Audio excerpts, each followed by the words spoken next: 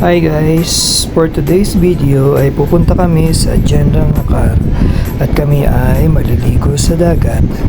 As you can see, kami ay dumaan dito sa Marilaki Highway at sobrang kapal ng fog. Papansin ninyo, lahat kami ay excited para pumunta ng dagat. Ayan, sumaliwalas ang panahon, maganda ang klima, makapalampag at ang sarap damihin ang hangin. Ganyan guys, pagtatanong ninyo ang fog na mababa. Yan lang. So long drive ito, kaya kahit na nakakapagod at nakakainip ay may enjoy mo ang mga nasa paligid dahil sa malamig na klima.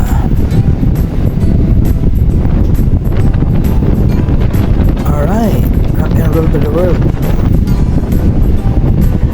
Ayan guys, oh, diba? Kapal ng fog.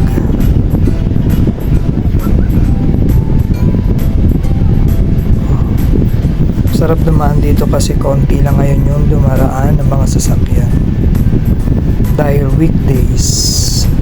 So itinapat talaga namin ng weekdays para nang sa gayon ay ma-enjoy namin ang aming lakad, hindi masyadong matao.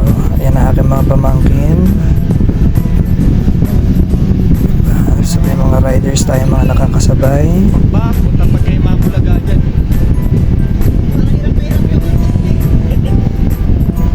Matagal-tagal na biyahe ito dahil sa Quezon na ating pupuntahan. Ayan ang overlooking guys. So makikita natin ang ganda ng Marilaki Highway. Ito ay bandang ano na ito guys, Sierra Madre.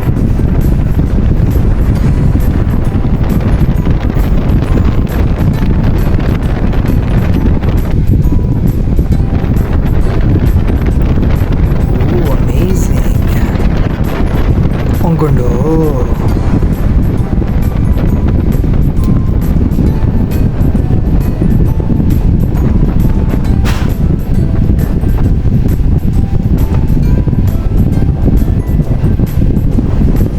Ayan, so habang tayo na sa biyahe, pa-video lang, pa-capture lang ng picture.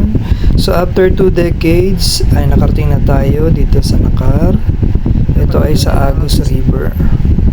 So malapit na tayo sa bukana ng General Nakar.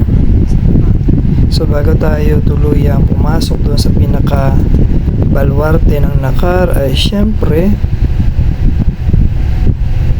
tayo ay hihinto muna dyan.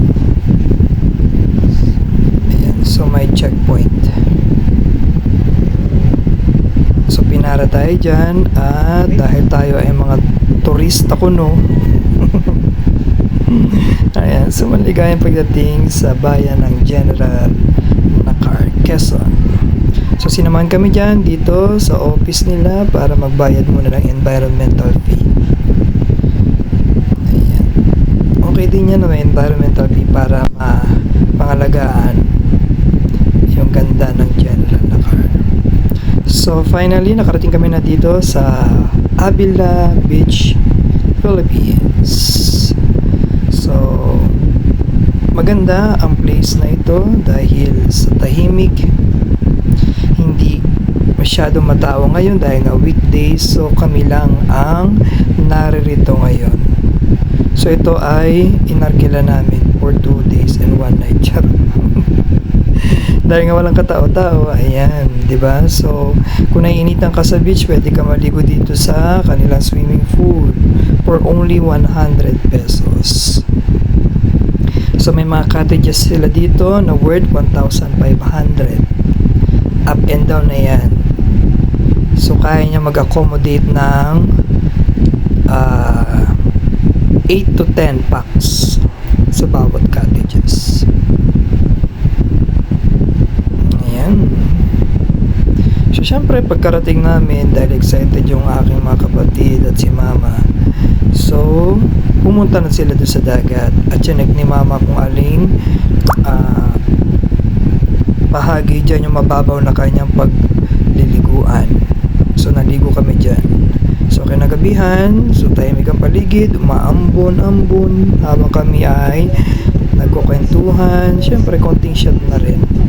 At kami ay nag-bonfire. Ayan. Sasaglit lang kami nag-bonfire kasi nga umulan.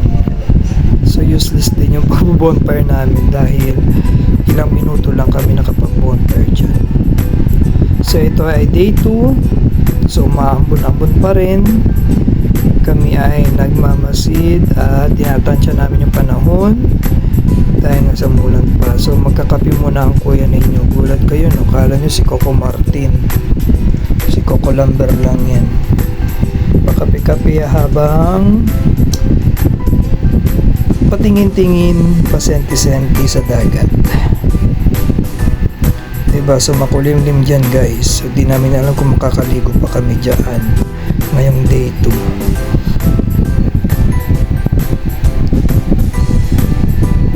So medyo mataas pa yung alon, pero pinagbigyan kami ng panahon dahil sumikat na dyan yung araw. O diba? So kami ay maliligo na. But before anything else, syempre kinakailangan natin time-lapse muna. May time, diba? Imot-imot, lakad-lakad. Diba? Maliligo ka ba pag ganyan kataas yung alon? Syempre naman, kaya nga pumunta ka dyan para maligo.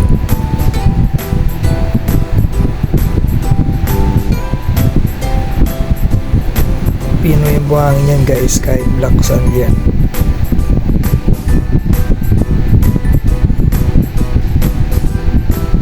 Ayan. So hindi pa nakontento sila, gusto nila pumunta doon sa sulok. Dahil sabi ko nga, mas maganda yung tubig doon, mas malinaw, ayan, at maganda yung view. Pwede kang mag-take ng picture doon sa mga batuhan. So lakad-lakad, medyo matagal-tagal na nalakad namin yan kasi bandang dulo pa yan. So inabot kami dyan ng mga more or less 30 minutes na paglalakad para marating yung sulok. So nauna ako nakarating dyan kasi ang bagal nila maglakad. Siyempre kasama si mama, kaya mabagal na maglakad yan. Pero pag pinakita mo yan ng 5,000, mabilis pa yan sa bisikleta. Baka kumari pa siya ng takbo. Ayan. So habang naglalakad para ma-enjoy namin yung moment ay nagtatake kami ng picture, nag-video. So sumisikat na yung araw dyan. Pakiwari ko ay mapagbibigyan kami ng maligo na matagal-tagal.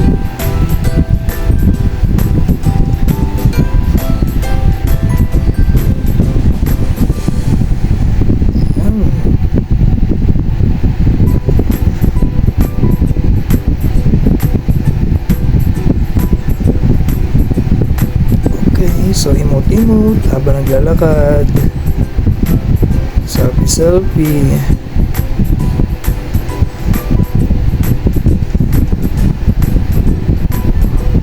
Diba? So malayo-layo pa yung aming lalakarin dyan, kaya para hindi ka mabagot, kinakailangan mong mag-take ng picture. So sabi ko nga, ako yung una nakarating dyan sa sulok. So moment ko yan para mag time-lapse ulit. Siyempre maligo, maglublog habang inaantay ko sila sa kanilang paglalakad para marating ang sulok na yan. Sarap maligo dahil malamig yung tubig, nakaka-fresh.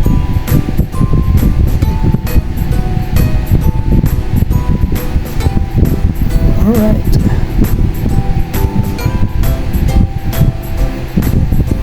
Guys, so pwede kayo mag-take ng picture dyan, diba, sa mga batuhan. Malinis yung sulok na ito kasi nga pinangangalagaan din ng mga tao rito.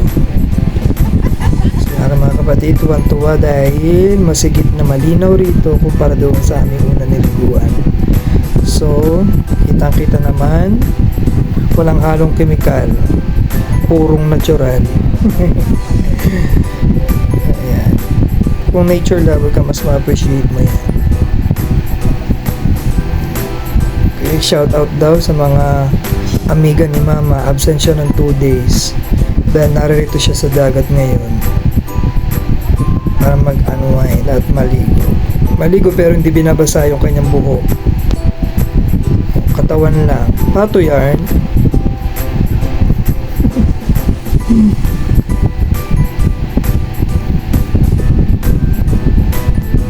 Ayun guys, ang hino ng tubig oh.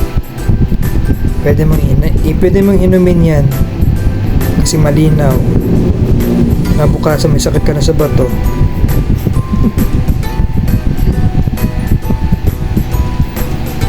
Yes, gando.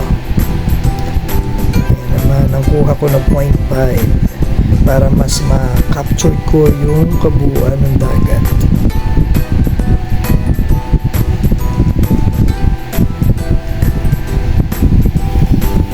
Diba, mabato lang siya pero malinaw yung tubig. Siyempre, yun naman ang pupuntahan natin, hindi naman yung bato. Hindi pa nagpaawat si kuya mo, talagang nag-timelapse uli. Hindi ka titigil ha. Sige, timelapse pa.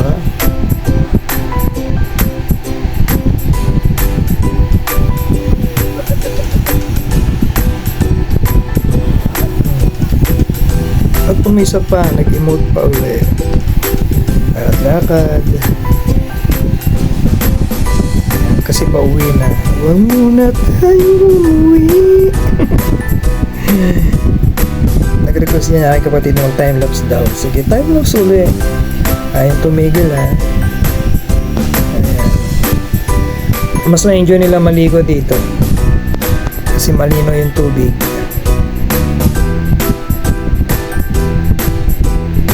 Ayan. Diba? Ganda ng view. Oh, ulat kayo mo. Kaya sa mga captured photo na aking kinuhanan sa aming 2 araw dito sa General Nakar. Shout out sa Avila Resort, sa mababait nilang staff. Ayan.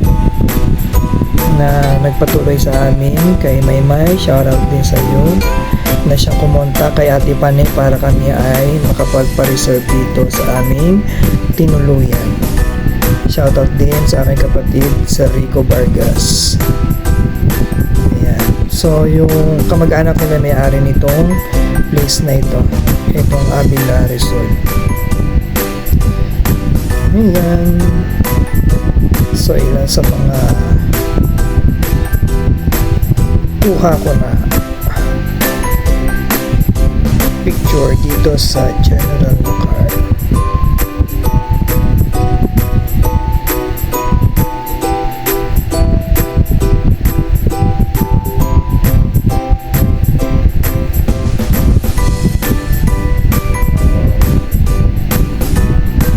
Kaya kayo guys, habang may time pa, habang bakasyon pa, sulitin nyo na, pumunta na kayo, magdagat na kayo.